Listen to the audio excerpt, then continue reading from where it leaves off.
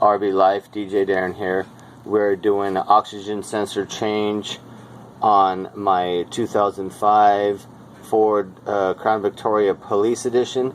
This should be good for any Crown Vic 98 to 2011, and also Grand Marquis and also that as well, but mainly Crown Vics is what we're dealing with today. So let me show you what we got here. I'm getting a code 2195, which is a bank 1, sensor 1, lean condition. So bad readings, something's bad coming on with the oxygen sensor. It's usually just the oxygen sensor. That's the first time I'm dealing with this exact code, but if it was something really terrible, then it would probably be both bad. You know, if it was something not oxygen sensor, then it would probably fail both, or you would see something going on in the motor. And I know my car is running super perfect, clean, all new spark plugs, all that, air filter, everything all flawless, everything clean, intake manifold clean, fuel injectors clean, all that stuff. I've done all that. I maintain my Crown Vic like new, better than new all the time. So figure we're just going to replace this oxygen sensor. That's the first thing you should do if you get code 2195. $17. Okay, look, $17, 1-day shipping to my house. I ordered this last night, and it's at my house now because I need to do this immediately to get rid of that code, because I'm trying to smog my car, and I can't smog when I have a code on there and having issues going on. So I'm going to replace this immediately before I even drive my car, so that I can finish my drive cycle and get things cleaned up so I can go to smog and pass smog. So what you're going to need here is 7/8. You won't be able to use a socket in there because you got the connector on there. I guess if you want, well, no, you'd have to have a real long socket on there. I guess if you had like a 3-inch long socket and you want to cut that, you know, and disconnect it from the harness, cut it, put your long socket on there, 3-inch long socket, and then you could pull it out. But otherwise, you're doing 7/8. Now, find the smallest wrench you can. I had this 7/8, and I'm like, whoa, let me find something smaller than that. So let's get rid of that 7/8, because this barely fits in there. So what you're going to find is when you put that in there, it barely fits, and you're just going to move it a little bit. You know, be able to move it a little bit at a time, and then you should be able to hand turn it out or spray it with a little bit of spray lube or penetrant or WD-40 to help spin it out by hand. But you're only going to be able to go like this, like just a little bit. Just a little bit. There's hardly any room up there. So let's take a look. So this is my new one I got here. $17, Amazon, 1-day shipping. I replaced all 4 of these like a year or 2 ago, like 2 years ago. I replaced all of them brand new, so one of them failed, no big deal. Let's take a look in here, see what we're dealing with here. Now the one I'm replacing on the Ford, the bank 1 sensor one, would be passenger side, and the first one. So that's the second one right there. That's downstream, right?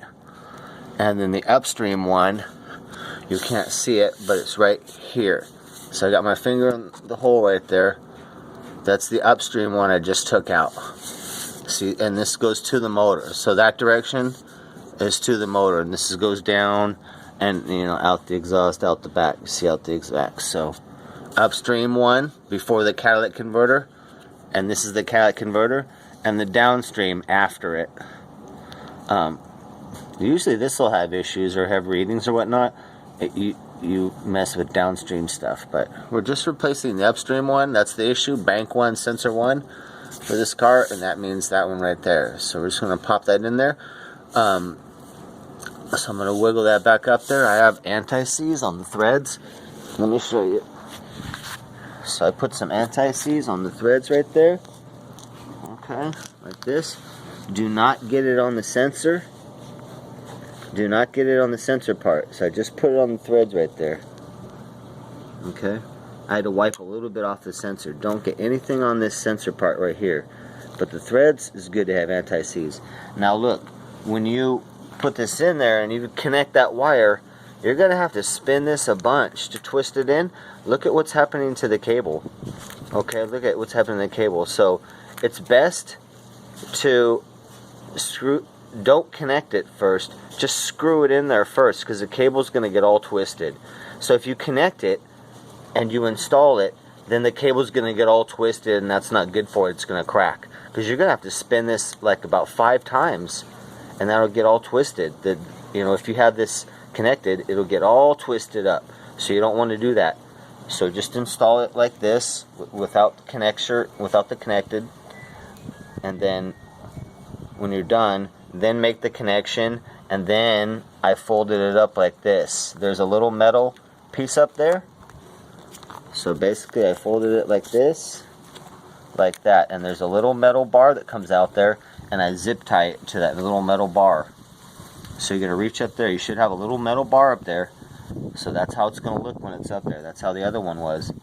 You'll fold it like that, and you'll zip tie around the metal bar so that this doesn't go anywhere, and this doesn't touch the exhaust anywhere, so it's nice and clean coming down. Make sure you do that so you don't have this cable flopping around and it goes against the exhaust and burns. Okay, so make sure you use some anti-seize on the threads. Keep this sensor part clean, don't mess with that, and then install this without connecting it. Install that first, then get this all straight, then connect this, then fold it up, zip tie it to the metal part, 1 or 2 zip ties, whatever you want, and then you're done.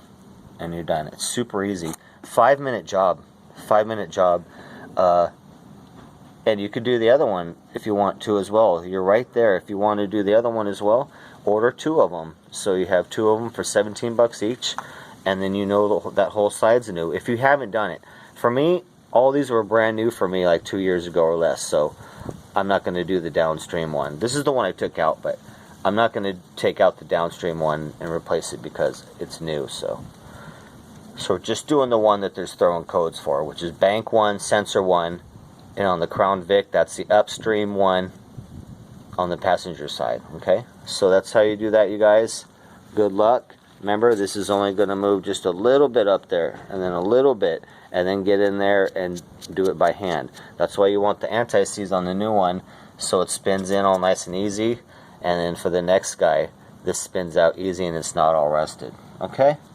There you go, guys. Perfect oxygen sensor change. Get to it. Save yourself some money. Know that it's done right, and the satisfaction of doing it yourself, and only $17. Okay? The shop's going to give you some crazy price. Don't do it. Alright, you guys. RV Life, DJ Darren, signing out. I just forgot to show you something important. So when I jack my car up to do this oxygen sensor, I got my jack like that, nice and high, and also jack stand right there supporting it as well. So they're both supporting the car right now. If either failed, the other one's right there, because you're going to kind of be underneath this wheel and whatnot there. So if the car falls, the car is going to fall on your body. So make sure your car is jacked up nice and good. Jack stand is back up. 2 jack stands if you want. Keep your jack there. No need to remove it. Keep it all there. I slid under there and did all my work I needed to do. And also, I forgot to mention, on the connector, when you connect it, make sure you put a little pea-sized amount of dielectric grease. Dielectric grease, smash it on the sensor there and plug it in together. That helps it keep corrosion away and whatnot, and just super good. It still makes good electrical connection. So make sure you use a little dab of dielectric grease on the connector, and make sure you work safe using your jack stand and your good jack and all that, and have fun. It's only like 5-minute job, guys. 10 minutes. Let's go.